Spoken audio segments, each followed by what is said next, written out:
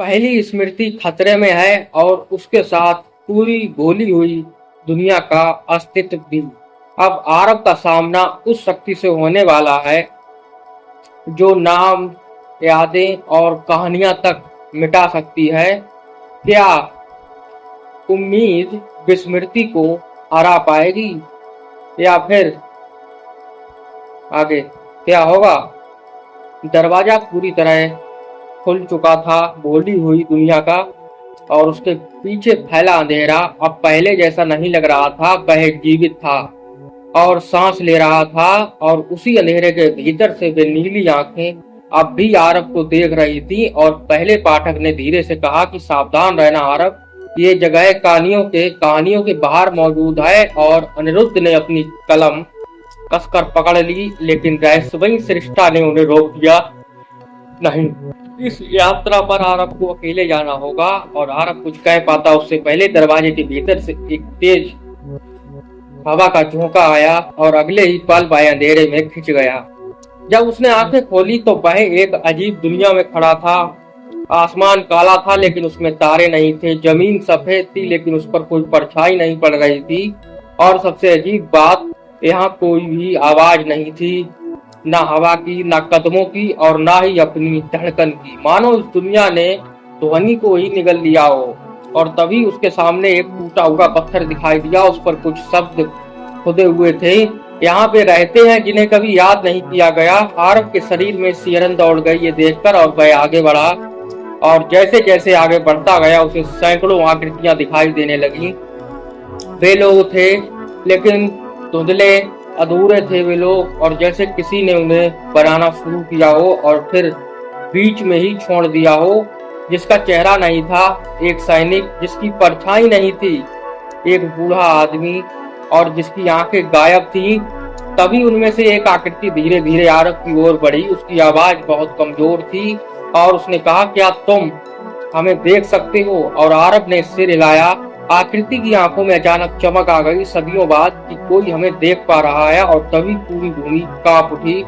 दूर क्षितिज पर एक विशाल कला दिखाई दिया, काला टूटा हुआ, और उसके सबसे ऊंचे बुर्ज पर वही दो नीली आंखें चमक रही थी। और उसी क्षण आरब की किताब अपने आप खुल गई और उस पर लाल अक्षरों में एक चेतावनी उभर आई। भूली हुई दुनिया का राजा जाग चुका है और उसे पता चल गया है कि तुम यहाँ आए हो। किताब के पन्ने पर लिखे शब्द चमक रहे थे, भूली हुई दुनिया का राजा जाग चुका है। आरब की नजर दूर खड़े उस काले काले पर टिक गई। काले के सबसे ऊंचे बुर्ज पर चमकती नीली आंखें अब गायब हो चुकी थी, लेकिन उसे महसूस हो रहा था कि कोई उसे देख रहा है, हर पल और हर सांस। तभी उसके पीछे आसपास खड़ी अधूरी आकृतियां घबराकर पीछे हटने लगी। उनके चेहरों पर डर साफ दिखाई दे रहा था। एक बूढ़ी औरत कांपती हुई बोली, आकृति कांपती हुई बोली कि तुम्हें यहाँ नहीं आना चाहिए था। अगर राजा को पता चल गया तो कि तुम हमें देख सकते हो तो वह तुम्हें भी हमारी तरह बना देगा। तुम्हारी तरह? आरब ने पूछा कि तुम्हारी तरह? और बूढ़े ने अपनी धुंधली हथेली दिखाई। वह धीरे धीरे हवा में गुल रही थी, अधूरा, भूला हुआ और अस्तित्व में होते हुए भी अस्तित्वहीन। और आरब को समझ पाता उससे पहले धरती फिर कांप उठी, और इस बार पहले से कहीं ज्यादा और दूर किले का विशाल दरवाजा खुल गया और काले धुएं की लहरें बाहर निकलने लगी, और उनके बीच से घोड़ों जैसी आकृतियां दौड़ती हुई दिखाई दी। लेकिन वे घोड़े नहीं थे, उनके शरीर धुएं से बने थे और उनकी आंखें नीली आग की तरह जल रही थी। अधूरी आकृतियां डरकर छिपने लगी। एक बच्चे ने घबराकर कहा कि राजा के शिकारी वे आ गए, और आरब ने तुरंत अपनी किताब खोली। उम्मीद थी कि कोई जवाब मिलेगा, लेकिन इस बार किताब में सिर्फ एक वाक्य सामने आया, कुछ दुनिया बचाई नहीं जाती, उन्हें याद किया जाता है। और आरब उन शब्दों को समझने की कोशिश ही कर रहा था कि अचानक उसके सामने एक छोटी लड़की आकर खड़ी हो गई। ये प्राकृतिक आकृतियों जैसी नहीं थी, वह पूरी तरह स्पष्ट दिखाई दे रही थी। उसकी आंखें चमक रही थी और उसके हाथ में एक पुरानी चाबी थी। और लड़की ने धीरे से कहा कि अगर तुम सच जानना चाहते हो तो मेरे साथ चलो। आरब ने पूछा कि तुम कौन हो, और लड़की हल्का सा मुस्कुराई, और फिर उसने वह जवाब दिया जिसने आरब को अंदर तक हिला दिया कि मैं इस दुनिया की आखिरी याद हूँ। और उसी क्षण दूर से नीली आग वाले शिकारी उनकी ओर दौड़ पड़े। और नीली आग वाले शिकारी तेजी से उनकी ओर बढ़ रहे थे। जमीन उनके कदमों से कांप रही थी। अधूरी आकृतियां इधर उधर भागने लगी, लेकिन वह रहस्यमयी लड़की बिल्कुल शांत खड़ी रही। उसने आरब का हाथ पकड़ा और कहा, अगर जिंदा रहना है तो अभी मेरे साथ चलो। और इतना कहते ही उसने अपनी पुरानी चाबी हवा में उठा दी और चाबी तेज नीली रोशनी से चमकने लगी। अचानक उनके सामने हवा में एक दरार खुल गई। बिना एक पल गवाए लड़की आरब को लेकर उस दरार के भीतर कूद गई। अगले ही पल दोनों एक विशाल भूमिगत कक्ष में आ गिरे। ये जगह किसी प्राचीन पुस्तकालय जैसी लग रही थी। चारों ओर ऊंची ऊंची अलमारियां थीं, लेकिन उसमें किताबें नहीं थी। हर शेल्फ में चमकती हुई कांच की शीशियां रखी थी। कुछ में हंसी कैद थी, कुछ में आंसू, और कुछ पूरी तरह खाली थी। और आरब ने हैरानी से पूछा कि ये जगह क्या है, और लड़की धीरे धीरे आगे बढ़ी। उसकी आंखों में उदासी थी कि यह स्मृतियों का भंडार है और भूली हुई दुनिया की आखिरी सुरक्षित जगह है। और तभी उसने एक शीशी उठाई। उसके भीतर एक छोटा सा दृश्य घूम रहा था। एक परिवार, एक घर और एक बच्चा जो हंस रहा था। लेकिन कुछ ही क्षणों बाद दृश्य धुंधला होने लगा और फिर गायब हो गया। शीशी खाली हो गई। लड़की की आंखें नम हो गईं। जब किसी को हमेशा के लिए भुला दिया जाता है तो उसकी याद यहाँ से भी मिट जाती है। और आरब ये देखकर चुप हो गया। उसे समझ आने लगा था कि इस दुनिया का दर्द क्या था। यहाँ रहने वाले लोग मरे नहीं थे, उन्हें बस भुला दिया गया था। और तभी कक्ष के बीचों बीच रखी एक विशाल पत्थर की मेज चमकने लगी। उस पर धीरे धीरे एक नक्शा सामने आया। नक्शे में पूरे भूले हुए संसार का चित्र था और उसके बिल्कुल केंद्र में वही काला किला बना हुआ था। लड़की ने कांपती उंगली से किले की ओर इशारा किया कि वहीं राजा रहता है और वहीं छिपा है वह रहस्य जिसने इस दुनिया को मिटा दिया। आरब ने पूछा कि राजा कौन है, और लड़की कुछ पल चुप रही और फिर बहुत धीमी आवाज में बोली, वह इस दुनिया का रक्षक था, लेकिन जब इस दुनिया को भुला दिया सबने तो वह राजा नहीं रहा, वह स्वयं भूल जाने का रूप बन गया। और उसी क्षण पूरे पुस्तकालय में एक भयानक गर्जना गूंज उठी। अलमारियां हिलने लगी, शीशियां टूटने लगी और पत्थर की दीवार पर नीली आग से एक संदेश उभर आया कि मैं तुम्हें ढूंढ चुका हूँ आरब। और ये सुनकर कक्ष में सन्नाटा छा गया, क्योंकि वह संदेश भूली हुई दुनिया के राजा ने भेजा था। और दीवार पर जलते हुए शब्द अब भी चमक रहे थे, मैं तुम्हें ढूंढ चुका हूँ आरब, कहाँ पर लिखा था। और पूरा पुस्तकालय ये देखकर कांप रहा था। एक एक करके स्मृतियों की शीशियां टूटने लगी। उनके भीतर कैद यादें नीली रोशनी बनकर हवा में बिखर रही थी। लड़की का चेहरा डर से सफेद पड़ गया कि नहीं, अगर ये स्मृतियां नष्ट हो गई तो ये लोग हमेशा के लिए मिट जाएंगे। आरब ने चारों ओर देखा। उसे पहली बार महसूस हुआ कि ये सिर्फ एक रहस्य नहीं था, ये पूरी दुनिया के अस्तित्व की लड़ाई थी।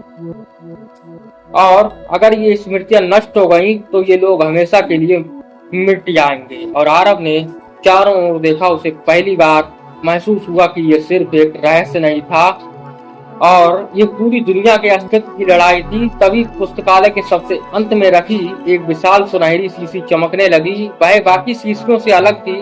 उसके भीतर नीले रंग की रोशनी घूम रही थी और उस पर एक नाम लिखा था कि प्रथम स्मृति।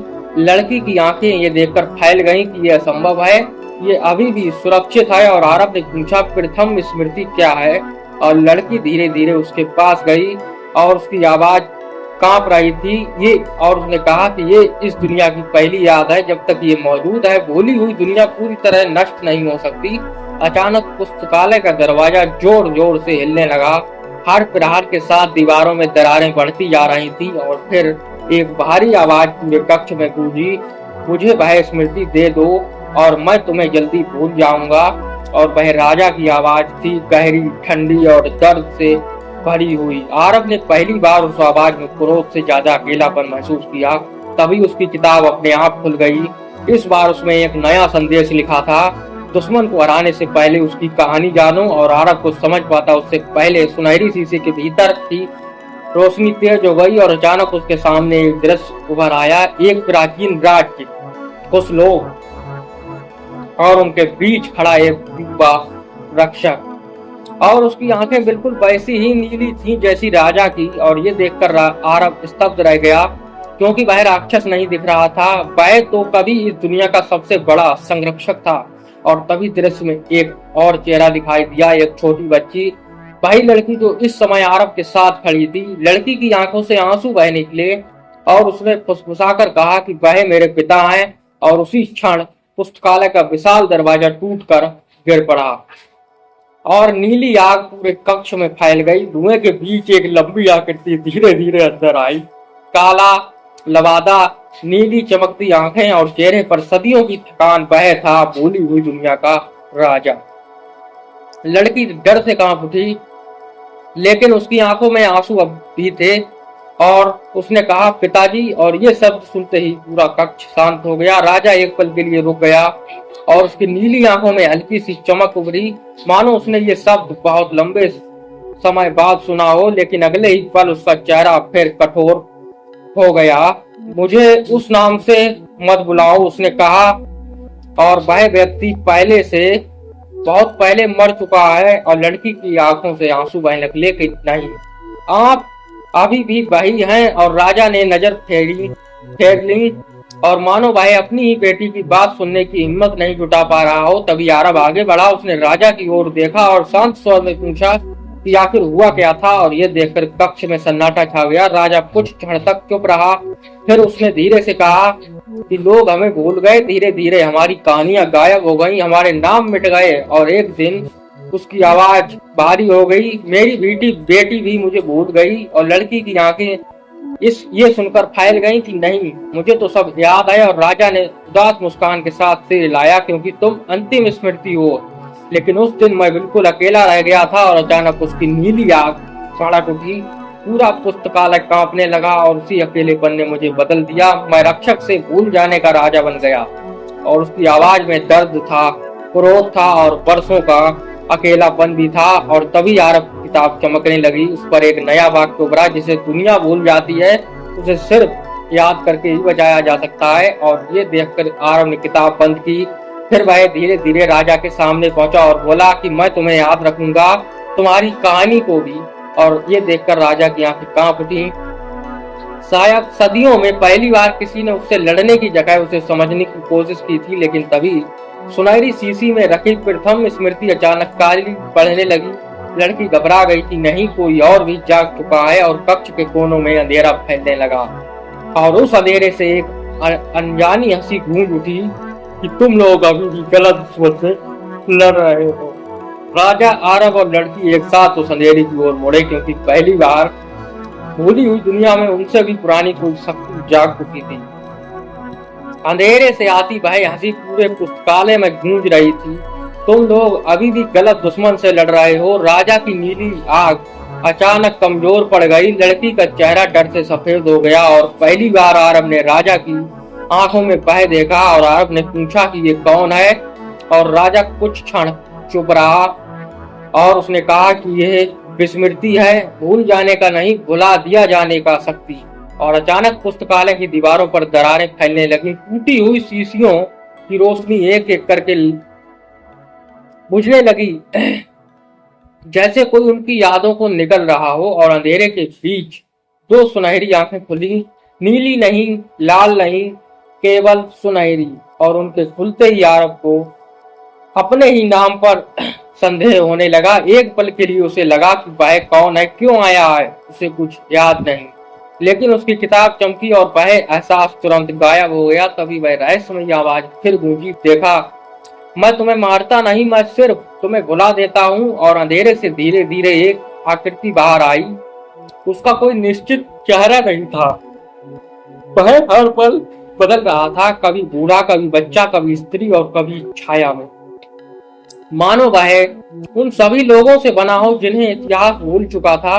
और राजा ने तलवार निकाल ली। नीली आग उसकी धार पर नाचने लगी कि मैंने तुम्हें सदियों पहले कैद कर दिया था। और ये देखकर विस्मृति हंस पड़ी, और उसी दिन तुम हार गए थे, क्योंकि जब तक कोई भूलता रहेगा मैं लौटता रहूंगा। और तभी प्रथम स्मृति वाली सुनहरी शीशी पूरी तरह काली पड़ गई और उसके भीतर का दृश्य गायब हो गया। लड़की चीख उठी कि नहीं, लेकिन बहुत देर हो चुकी थी। शीशी टूट गई और उसी क्षण पूरी भूली हुई दुनिया कांप उठी।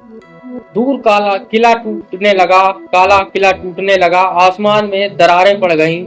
हजारों अधूरी आत्माएं दर्द से चिल्लाने लगीं। आरब समझ गया, अगर विस्मृति को नहीं रोका गया तो सिर्फ ये दुनिया नहीं बल्कि हर कहानी, हर याद और हर पहचान मिट सकती है। और तभी उसकी किताब का अंतिम खाली पन्ना चमकने लगा। उस पर धीरे धीरे एक नया शीर्षक उभरा, विस्मृति का हृदय। और उसके नीचे उसे हराने के लिए तुम्हें वहां जाना होगा जहां पहली याद जन्मी थी। अचानक पुस्तकालय के बीचों बीच जमीन फट गई और नीचे एक अंतहीन सीढ़ी दिखाई दी जो अंधेरे की गहराइयों में उतर रही थी। राजा ने आरब की ओर देखा और लड़की ने उसका हाथ पकड़ लिया, क्योंकि वे तीनों समझ चुके थे असली यात्रा अब शुरू होने वाली थी। और पुस्तकालय के बीचों बीच खुली वह अंतिम सीढ़ी अंधेरे में नीचे उतर रही थी। उसकी गहराई का कोई अंत दिखाई नहीं दे रहा था। ऊपर आसमान टूट रहा था, काला किला बिखर रहा था और विस्मृति की हंसी अब भी चारों ओर गूंज रही थी कि जाओ देखते हैं पहली याद तुम्हें बचा पाती है या नहीं। और आरब ने एक गहरी सांस ली। फिर वह सीढ़ियों की ओर बढ़ा और राजा और उसकी बेटी भी उसके साथ हो लिए। तीनों धीरे धीरे अंधेरे में उतरने लगे। काफी देर बाद सीढ़ियां समाप्त हो गईं और उनके सामने एक विशाल गुफा खुली, लेकिन ये कोई साधारण गुफा नहीं थी। दीवारें चमक रही थीं, मानो उनमें अनगिनत यादें कैद हों। कहीं किसी बच्चे की हंसी, कहीं किसी माँ की लोरी और कहीं किसी दोस्त की आखिरी विदाई। और हर याद एक छोटी रोशनी बनकर दीवारों में धड़क रही थी। लड़की ने मुस्कुराकर कहा कि यह स्मृतियों की गुफा है जहाँ पहली याद जन्मी थी। और तभी गुफा के केंद्र में रखी एक विशाल क्रिस्टल जैसी संरचना चमक उठी और उसके भीतर सुनहरी रोशनी घूम रही थी। और उसके बीचों बीच एक छोटा सा प्रकाश बिंदु धड़क रहा था, मानो कोई दिल धड़क रहा हो। और ये देखकर राजा घुटनों पर बैठ गया। उसकी आंखों में आंसू आ गए कि और उसने कहा कि यही है पहली स्मृति। और आरब धीरे धीरे उसके पास पहुंचा। जैसे ही उसने उस प्रकाश को छुआ, उसके सामने अनगिनत दृश्य घूमने लगे। पहली कहानी, पहला सपना और पहली हंसी और पहला नाम। मानवता की हर शुरुआत उसी प्रकाश से जन्म लेती दिखाई दे रही थी। लेकिन तभी उस रोशनी पर एक काला धब्बा उभर आया, फिर दूसरा और फिर तीसरा, और धीरे धीरे पूरा प्रकाश अंधेरे में ढकने लगा। विस्मृति वहां पहुंच चुका था। अचानक गुफा कांप उठी और काले धुएं से उसकी विशाल आकृति प्रकट हो गई। अब वह पहले से कहीं अधिक शक्तिशाली था। उसकी सुनहरी आंखें सीधी पहली स्मृति पर टिकी थी और उस पर लिखा था, जब ये बुझ जाएगी तो कोई किसी को याद नहीं रखेगा, न नाम बचेंगे, न कहानियां, और न ही तुम बचोगे। और तभी पहली स्मृति की रोशनी से एक आवाज सुनाई दी, बहुत कोमल, बहुत पुरानी। और उसने कहा कि आरब, याद रखो, विस्मृति तो शक्ति भूलने से नहीं मिलती बल्कि हार मान लेने से मिलती है। और ये देखकर आरब की आंखों में चमक लौट आई और उसने राजा और उसकी बेटी की ओर देखा, फिर पहली स्मृति की ओर। और पहली बार उसे समझ आया कि विस्मृति से लड़ाई ताकत की नहीं, उम्मीद की है। और इससे आगे जानने के लिए आपको अगले वीडियो का अगले पार्ट का इंतजार करना।